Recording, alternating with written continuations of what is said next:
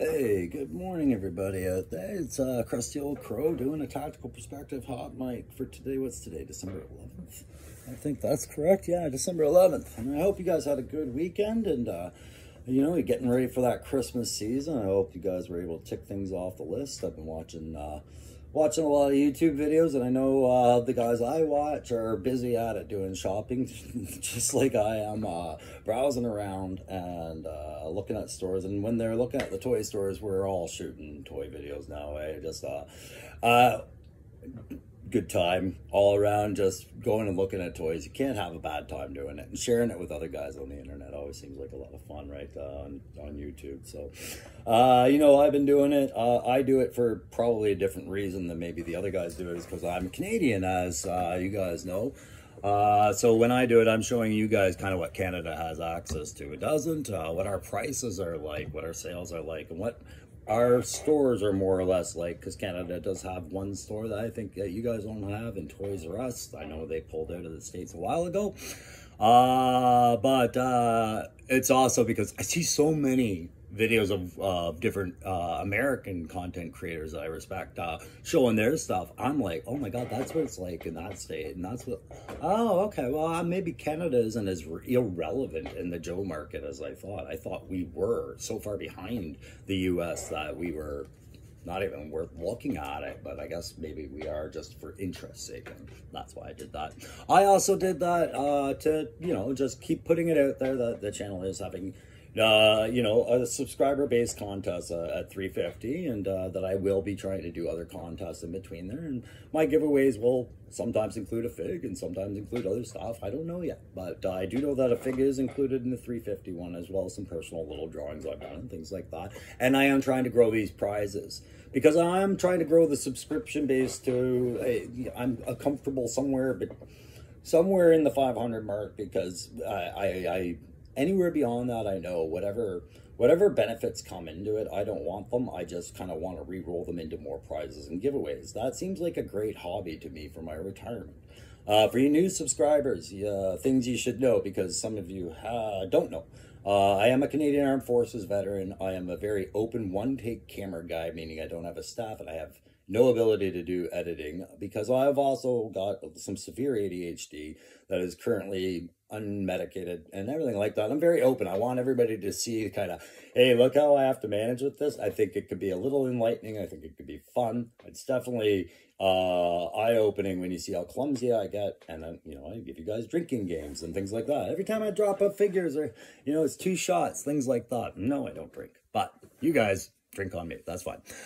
So big time, most of my demographic, and now that we're over 150, I can, talk about a lot with a little bit more mathematics, even in my head, is American. But I do have some Canadians, but most of you guys are my age and whatnot. So if I'm saying all this as a recap for new subscribers, because we've gotten quite a few over the last days since I've been kind of plugging, come subscribe and join our contests and things like that. Perfectly understandable. Just as it's understandable why I put that offer out there, it's understandable that not everybody knows about my channel. So a little bit you need to know about me is that I'm a Canadian Armed Forces veteran. I try to bring a tactical perspective to the G.I. Joe classified line and classified line only. I don't collect O-ring, but I did when I was a child very much collect the 82 and online with a lot of passion. And my perspective often ties me back to that childhood. So I've made my market in this comfortable small family of ours, I call it, my subscription base, based off like-minded individuals. So I will fully understand if you've checked out this channel and you're only here for the contests and everything like that. I expected that. But you're welcome here, and please do your best to try and hopefully enjoy something on this, and I will talk about comments and all that stuff in a bit. So what am I going to talk about today, guys? I am going to talk about the quick kick story that Hasbro has been telling us. I put it all together, and I put it in linear order, and I see what they are doing, and they're right. They have not forgotten about the love we have for the Easter eggs and the box art and the storytelling that's gone there. And so I will do my best to translate the story quick kick to you. I'm also going to talk a little bit about yeah, I am going to talk about my first unfortunate milestone, and I'm doing that just because I have a couple guys on here that want to start their own channel, but there's little things in there that they're considering before they do it, and they're a little apprehensive. And so anything I learn, I like to share with them, and that's why I'm going to address that and give that as little time as I can. It's why I'm reshooting this video, because originally I gave it a bit more time than I intended, and it didn't go the way I wanted, so I uploaded that video and then took it down last night really quick. I'm going to talk about these military tack vests specifically that are coming with the 60th anniversary soldier, because I think they're a bit of a game changer that's not being talked about enough. And I'm going to push my point, as I did so on a live event with some other content creators, including one of our subscribers here, our friend Aaron. And I'm going to emphasize why I was pushing that question the way it was, because it was a pretty easy question to answer. I think we all knew it, but I wanted to hear somebody verify it so I could proceed with that thinking. And then I'm going to talk, that's going to roll right into Hasbro, and I think they've made an intelligent move. I think they're going to keep making intelligent moves. Unfortunately, it's with the objective of targeting our friend, the 3D printers, and their creativity and all the stuff they bring to the table. God damn you, Hasbro. Why'd you have to make an enemy out of them? Okay, we're going to talk about all that. So let's first welcome our new subscribers, guys. I went scrolling through my phone. It's slow to update. I know there's more here than what's mentioned, but I'm only going to mention a couple. I think Adam Baum, I've already mentioned a couple, probably in a previous one. Harry O is new to the channel. Welcome, Harry O. I love your profile, Popeye. Love it. And then, yeah, it's not that many, but I talk, right? Buford. I'm just going to say Buford H. Where your last name shows up there. But Buford, you are the first Buford I've ever met as a Canadian. And I've always thought that was like a really strong, kind of cool name, and very, I associate it with the West. Welcome to the show. I hope you find something you enjoy here, guys. Standard operating procedures, guys. I will talk about that in a minute too. But first, let's get to this quick kick story. It all starts with the back box art, guys. If we were to have a look, and we're going to, at the back box art of the new figures, there is a story being told that all comes together. So we can see that Airborne is here. I'm just going to tilt it that way. On what appears to be Easter Island, but it's like a secret fortress Easter Island, in that these the monuments actually appear to be some sort of sentry gun laser. He's either participating in an attack or a withdrawal from this area. I suspect it's a withdrawal based on how the rest of the story goes. But you can see that old AH-64 from back in the midline 80s, like probably 88, 89, I think. I don't know. Somewhere in there, that Apache's there supporting him, and he's coming under fire. I don't think that was a Dragonfly. I thought that was an Apache. It could have been the Dragonfly, but I think that looks more like just a Bakshi helicopter just to show he's getting supported. Definitely not worth my interest of dwelling. But as we go to Quick Kick, who's on a separate mission, and we can see his mission's gone differently. First of all, they took him to the, I believe that's the North Pole with those seals. I don't care, north, south, whatever. They dropped him off with no boots, no jacket, no nothing, to fight his way through a mission out there. And now he's finding himself kind of floating on an ice drift, getting surrounded. And you can see that we've got Storm Shadow in the background. And if I zoom in on that Storm Shadow, this isn't a hint at a new Storm Shadow. This is just the first line original Storm Shadow, retro type, whatever, with the hood. So there's part of the story. Then we scan over to this guy, the Techno Viper. We see him on this, what appears to be the streets of an Asian city. I don't know if that's Hong Kong or where, but let's just say it's Hong Kong for the sake of argument. And it seems to be like these alley shoots just off the streets, a seedier kind of district, perhaps where the clubs and the nightlife might be, but probably where the drugs and crime is also. And down in a cage fight arena, like, where you can see that it's a dark smoky background. He's got people watching him. It's Big Boa. And so this cage fight is actually, I believe, in Tokyo or Hong Kong or wherever they are, and he's actually on the street level above, intercepting the patrons to bring them down to the private club, right? So we have that story, and that's all the 4 back box art. So then from here, we're going to go into the Hasbro continuation of the story based off the new photos we've seen online. Before we do, I always usually forget to do it, but guys, there's this. You can do any one of those. It's appreciated. And remember, if you do comment in the comments, guys, just especially for the new guys that don't know, it's a small channel. I read them all. You can type your comment like you're talking to me directly, and you will be. So enough on that, and I will always, if you reach out and ask a question, I'll do my best to answer it. But you know, I do read the comments every morning over my coffee. It's part of what I get out of this channel, is just hearing what people have to say about Joe. Right? Enough on that. So we're gonna get into the story. So what's happened is Quick Kick has been captured, and he finds himself the main attraction of this arena fight that the Techno Vipers and Cobra have clearly worked out in this underground arena. And so, of course, he's going to be squaring off against Big Boa, who finds himself prepping and just getting ready. He is the Cobra close combat trainer. He's the star of the show. It's kind of like in Thor Ragnarok. He's this is his arena. He's the champ, and people love him. They're more here to watch Quick Kick get his ass beat, right?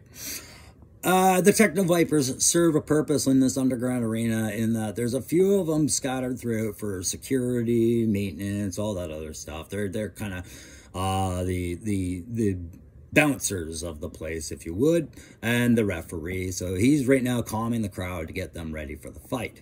Like I said, other Techno Vipers would be in the area just maintaining security and control and even enjoying the fight themselves. And when the fight begins, Big Boa does his normal crowd work up, ding ding bug, puts his gloves together, crowd starts going wild, they know it's going to go. And they even cheer just as loud when they see Quick Kick rise to his feet and accept the challenge, like, whatever, if this is the way I gotta go, I gotta go. And the Techno Vipers there, and he's the ref, he's watching them get squared off. He's like, you know the rules, they're on their rules, shut up. And it's on. So they square off. They judge each other's stances. I picture there being a little bit of a pose down as they change stances and assume what their first strike is going to be, just like in a movie. And then, yeah, sure, Big Boa makes the first move, and Quick Kick is quick to block and counter, and this is going to not turn out well for Big Boa as he's aiming high and Quick Kick is maneuvering, using his speed that he is so well known for. Well, yeah, action. Meanwhile, it's clear now that Airborne was pulled off that mission because he was coming to get Quick Kick out of a bad situation. So he's breaking into the fight, and he's moving stealthily. You can see right about here, there's a Techno Viper with his back turned, and that's Airborne's target. So he's going to try and take him out. The fight rages on for a little while. The crowd's all focused in on that, and so are several Techno Vipers. And the referee isn't actually doing anything except more just kind of making sure that if he had to interfere, it would be at the right time and not interfere with Big Boa at all, but definitely interfere with Quick Kick. But his apprehension is too slow because the Quick Kick's too fast. He makes fast decisions, and he's getting off these amazing martial arts moves that definitely are getting the better of Big Boa throughout the fight, to the point where like a single kick will knock his helmet off. And the crowd is just so worked up at this point. They're not really noticing Airborne making his move, but they didn't really work out for him, that move. It's almost like the Sentry was alerted somehow. The Techno Viper has so much tech that he can't be snuck up on. And you can see this interesting effect. I don't know what's going on here, but it does appear like Airborne's leg has been shot with some sort of laser bracket that holds it to the ground, some sort of Techno Viper defensive trick. But at the same time, the Techno Viper is paying attention to his heads-up display. He thinks he's got Airborne under control, but Airborne is drawing his weapon right here. You can see it's going to turn for him. So Big Boa is not done yet, and he's getting ready to take the fight to the next level. It's going to be a no holds barred, like not beat you into submission, but beat you until I can see that you are dead. And meanwhile, Airborne's broken free of his thing. He's taken out his guard, and he's now starting to take out others. Quick Kick isn't having it. You can see him in the background. Big Boa came at him. Quick Kick turned around, and now he's going to beat him with whatever he finds laying around. He's like, if it's on, it's on, right? Like, okay, but I'm leaving. Equipment gets distributed. I've picture Airborne brought it with it, or they were... Techno Viper had it and secured for whatever reason. I find the hero always accesses equipment just before the escape. And the two of them proceed to secure the ring, keep everybody at bay. It's clear that they are going to escape, and there isn't a single person that's going to be able to do anything about it. Not a Techno Viper, not a Big Boa, no one. They're just beating the daylights out of everyone. And eventually they stop getting attacked, and it's time to get extracted. So eventually we find Airborne sitting there contemplating back-to-back missions and the need of a break and what he's entitled to, and just tired, probably just tired, right? Well, Quick Kick is just pissed off and trying to eat his candy bar and calming down. You know, maybe get ready because maybe the extraction team's late and they're going to have to fight again. I don't know. But there you go, guys. There's the Crow's interpretation to a Quick Kick story that we're seeing through Hasbro on the site, and putting all those images from the 4 different figures into something we have. All right. Yeah, so what else was I going to talk about today? Okay, so me, you, subscribers, you know I love you, especially my loyal subscribers. Loyalty means a lot to me. It's a military thing, right? We form, after 25 years, we're pretty much reforged to have ethics and values and loyalty and all that weigh very heavily with us. More so than it does with somebody who hasn't had that kind of a background. And that's not a judgment, it's just fact, guys. It's fact.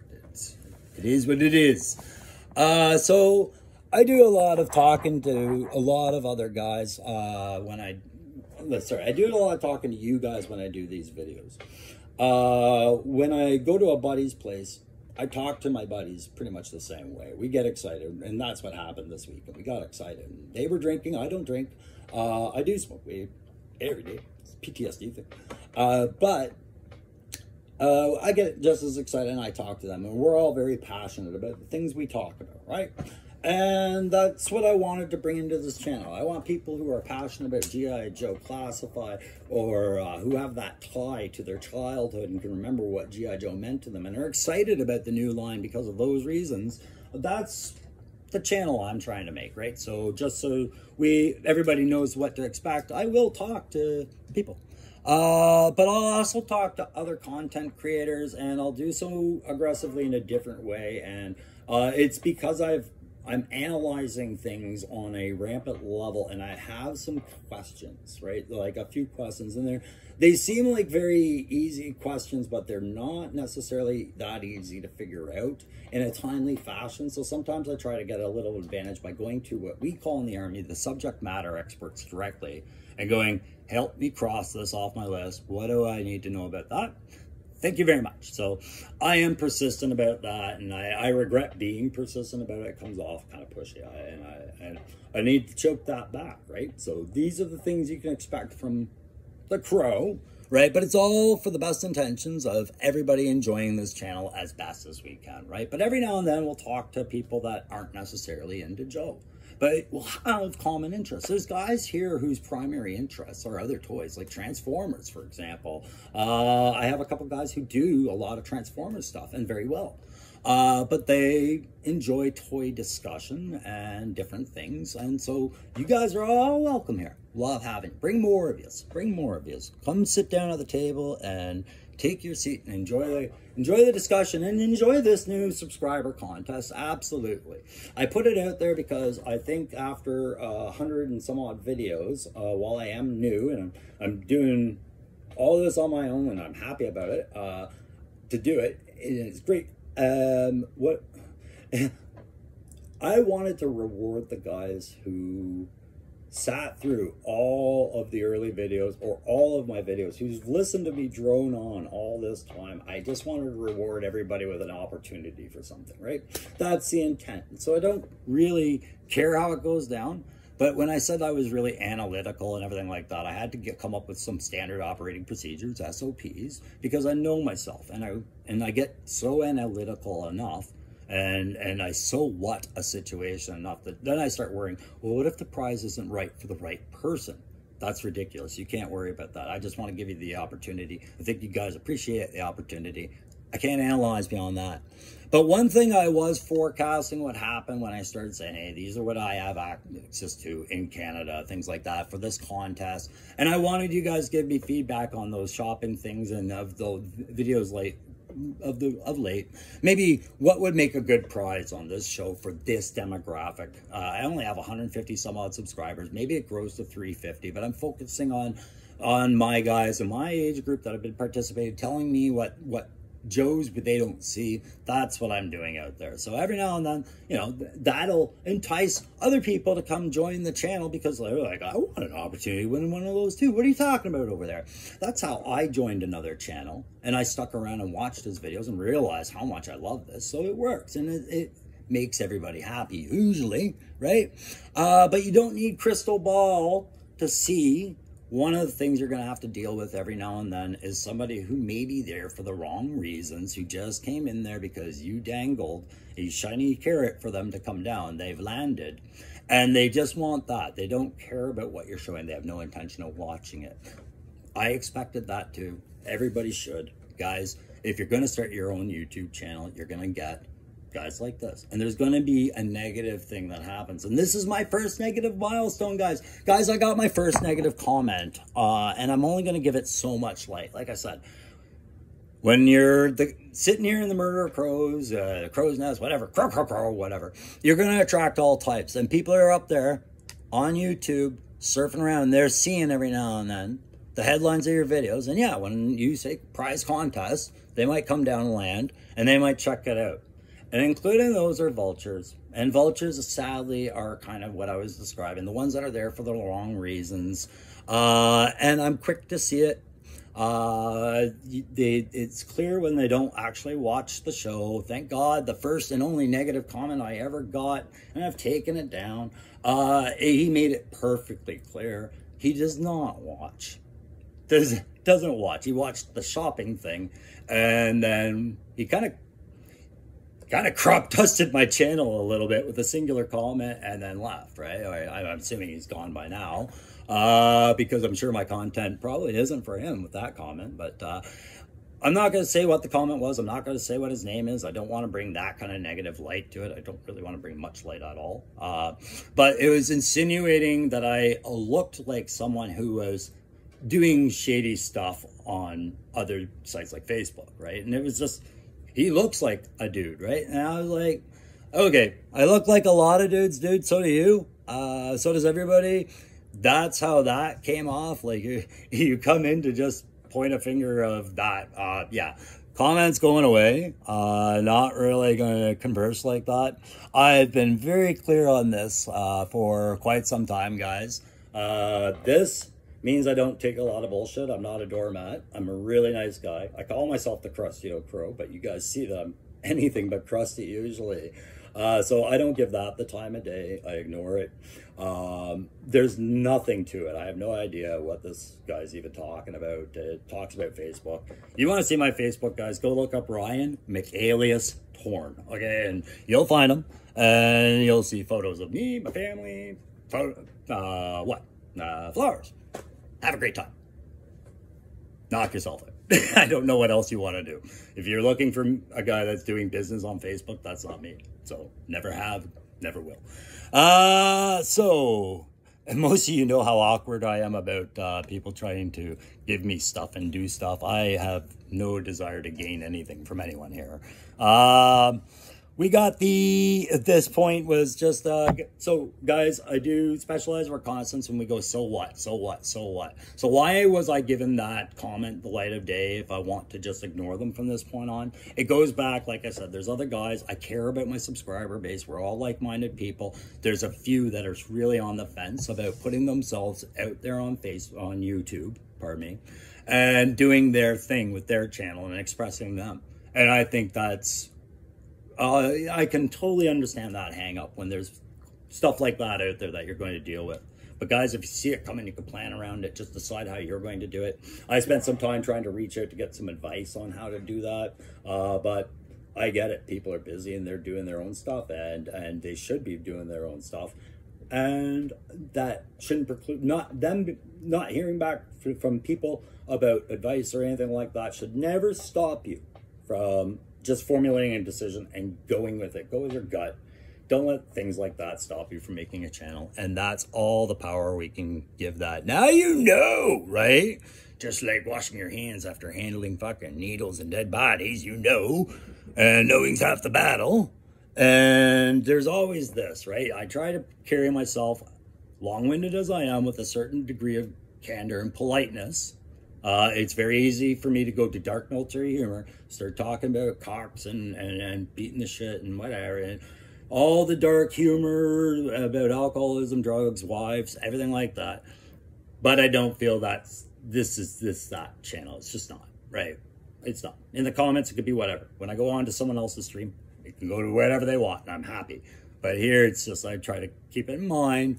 We're respectful, so I won't challenge you in the comments. If you have a disagreement with me, please just show your work, and I will show my work. And I will lead by example by treating you with the dignity and everything like that for disagreeing or having an opinion that might not be great. But please just don't go about it like I'm not even here reading yous, or if you've never done that. And don't do that to other people, man. Like, if you're going to argue with somebody, bring the substantiation for your argument so they know what the hell you're talking about. All right. Yeah, show your work. This is my Facebook page right there. That's me there in the background. That's a great little ADHD thing I pulled off of an old X Factor issue where Pietro talks about what the world's like for us. So enough on that. Like I said, I do this because I want my environment to be a harassment-free discussion zone for all the guys commenting that are there, and for new subscribers to feel free to you know, all right, I'll talk. Yeah, I want you talking. I want you sharing the passion of Joe that we all share here. And I don't want people to be worried about, well, this might be getting a negative comment back, because it won't be that place for those guys. I won't allow it because, like I said, I don't tolerate that kind of crap. So we'll move on to Joe's. Yeah, so I was thinking the other day, guys, remember Hasbro Pulse? They did directly use the words ridiculous phase, like, or some pair of that, right? So it's like they're acknowledging through doing things like Raptor, Starduster, and Nemesis Enforcer that this is constantly jumping the shark a little bit as far as the far extremes of what Joe became throughout the years, right? And I thought, well, okay, hang on a second. You're saying because you did these monster characters or cereal box characters or what have you, that this is acknowledging being ridiculous, all right? But you can also take pride in doing the ridiculous because it's a bold effort. It's a bold move. It's daring people to think again, right? And so I understand things that Hasbro do and why they do them. So here's some other stuff I could maybe theorize. What if they went further back past 92 to do a couple of little tribute figures, right? Like that. And I don't think they'd seriously do it, but I mean, it's conceivable. And sure, as a Canadian, wouldn't I love to have a classified G.I. Joe Mountie show up in the same fashion as a 60th anniversary soldier did? That would be fantastic. Would it surprise everybody? Absolutely. I mean, oh my God, they went back even further in the line. Remember, this was around the 60s and 70s too. It was just a bigger soldier. So, you know, is it impossible? I don't know, because I don't know at what point the Hasbro creative team are going to stop daring themselves. Right? I think Raptor was daring themselves. I think Nemesis Enforcer was inevitable, but to challenge it and say, I am embracing that challenge, I'll take that project and I'll work on this.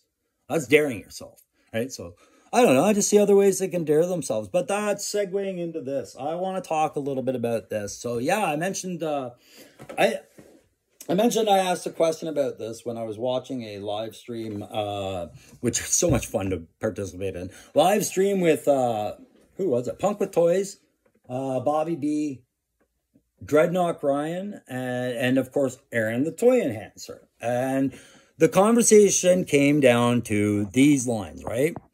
And I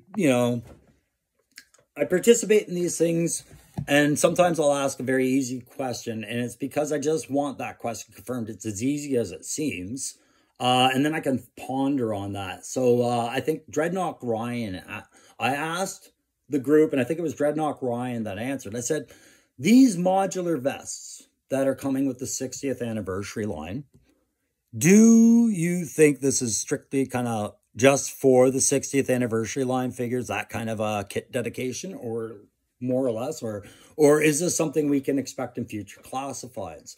And the answer was very quickly from them, oh yeah, you can expect more of this. Like, now they've built the molds. And I was like, yeah, okay. That's kind of, it seemed like it was that cut and dry. So in accepting that we should expect more of this, I was free to go on with the way we do our battle procedure, our military planning process, and our analytical process, and start doing the so what process to this vest. So what? So modular vests are a very realistic military thing, and it's something I was cheering for. We use these all the time, guys. Tons and tons of variation, webbing as well.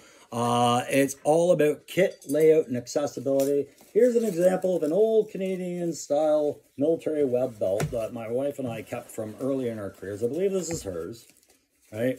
This is it. This is like what you see on Stalker and stuff like that. And they're laid out, like I said, to keep a soldier sustainable, not just in combat, but in between combat too. That's why you got things like the canteen pack on here. You got the butt pack in here. We would keep an extra pair of warm socks or waterproof socks. Our weapons cleaning stuff that maybe doesn't fit in the weapons cleaning pouch, like a bottle of CLP, some rags, maybe some munchies, licky chewies, some licorice, whatever you eat. But you can see how we can clip all this other stuff on using these eyelets, right? Then up around here, of course, is where you're going to want to have, like on your forward straps, is where you're going to want to have things like mags, grenades, a mag charger so you can load up your mags once they've been emptied and you get away from the battle. All the other good stuff, your bayonet, maybe a radio set if you have a PRR, all that other stuff. There's lots of places to attach stuff to. Very versatile kit. And so I was really happy when I heard that the 60th anniversary line was doing this. There's my pointer. And I'll just show you a couple more examples of it. There's a good webbing example. So, you know, these are modular. Some come with an ability to be a frag vest as well. And some that they'll have the Kevlar cloth or the padding, and then a place to put in plates. And some will just be a vest that you put on over a separate armor protection layer, like a frag vest, right? So different variations of it. And so what's my problem with it is if we go back, we look, okay, the entire thing that is enticing about it, and that is the brag factor, is this vest is actually going to have a series of eyelets in it. And we've seen other photos out there, if you look, where these eyelets are a lot like that backpack post in his back. Put them in. And you're going to be able to put a lot of different kind of pouches, radios, things like that in there. It works very much like what we saw with the belt system when you got a radio on one of your Joes. You clip it into that little loop. Great, cool. It's functional. We've seen it working. All right, no problem. However, will that lend to future issues? Probably. I don't know. They say the molds are done and everything like that, but we know that people are going to want new little pieces of kit here and there. And we know from experience, I know firsthand, I have lost rock and roll's little radio somewhere in the floor of my garage. I've been pulling things out in the winter. Eventually it'll get found, but pieces drop. Pieces drop because it's plastic on plastic friction, and when you move it around, sometimes it'll slip and the friction will actually force itself out. Things like that, you know, a little bit, pieces will drop. And this is saying, here's a bunch more little pieces that could drop off your figure. I'm sure they're going to do their QC, their end of the line, their side of things, and make sure these fit tightly. But you can expect these one-off mold issues to happen where maybe the eyelet wasn't, it warped a little bit or something. Like, we've seen them. People make a big deal about them. Most of them have been correctable or not. Some, I shouldn't say most of them. Some of them are correctable issues. Some aren't. Losing pieces is a very uncorrectable issue. So it goes back to what I was driving home about remarketing these accessory packs before this great thing you were doing that has all the best intentions turns into something else you're ripped apart over online, right? So, so with that, the reason I focus on that, because it's going to be like, we as collectors love, some of us love converting, troop building, customizing, all that other stuff. I've been bringing all my art stuff back in here because I'm getting ready to do some figure customization, and I'm finishing my damn hovercrafts. We enjoy that side of the Joe thing, and we appreciate Hasbro appreciating that, right? That's the kind of thing that takes you back to this era and what you kind of wished you could do with your Joe. It's the limits you had then that as a kid you forgave. It was just fact. But as an adult, you can see how it could always be better, right? And so it's almost like we got our wishes that we didn't even know we made back then by making this a more fun, playable, and customizable figure line, right? And we know that there's some examples of the body armor that you can put under all this stuff, right? I put this guy up because this is a contractor or operator or whatever. I think he's like a civilian contract, mercenary type, whatever. I don't think he's U.S. Forces. Maybe he is. Maybe he's PRT. I can't tell from here, and I'm not great with it. Could be PRT, yeah. Anyways, you can see every soldier has a preference on how they like their stuff. And there's some critical kit that we like to usually have in the same place. First aid packs, for example, things like that. But sidearms, mags, all that other stuff. You've heard me criticize this line for not having enough representation for reloads. Usually it's the figure with the mag on the gun, and then some pouches that don't even work with the size of the mag they have, right? So this will correct all that minor nitpickiness that I've been doing, and maybe some others have been doing. And we do know that it goes down to the Navy diver as well, and that'll bring the same aspect. We know now that I think this is a 2 to 3 piece vest. This is what we're seeing here is actually a layer. There's a couple removable pieces to that, right? So again, great. That's all going to work well. But why is Hasbro really doing it? They're fighting that 3D print market, like I said, saying you want customizable, you want options, we'll provide you good ones. Please stop maybe dipping into this pool. We understand it's more affordable for you, but we'll do it our way. Won't you like that better? Please like it better. That's what this feels like from Hasbro, right? It's like, hey, little guy, stop dipping into our pocket. Meanwhile, the little guy's going, well, stop walking around with all your change spilling it all over the floor for me to pick up. Right? They're fully entitled to do this stuff. They're going to keep doing it. Hasbro's always going to be playing catch up against that 3D print market. Is it money grubbing? Is it petty? Is it anything? Sure, that's one perspective on it. I just see it as, it's our intellectual property. We have every right to do it at our pace. We're going to do it. And really all the 3D printers guys are doing is showing us where our focus should be. Yeah, that's another perspective. What's your perspective on it? Do you think Hasbro should be doing all that? Do you think they're competing with the 3D printer, or do you think they're ignoring it? Do you think that's good or bad? I don't know. That's just my opinion on it. I like 3D printer market. I think they're entitled to go do what they're doing, but I also think Hasbro's entitled to do the same. Do you have a strong opinion about it? I don't. I like supporting these guys. I like supporting both guys, honestly. I think there's room for both these people to exist on that market and not really bother each other.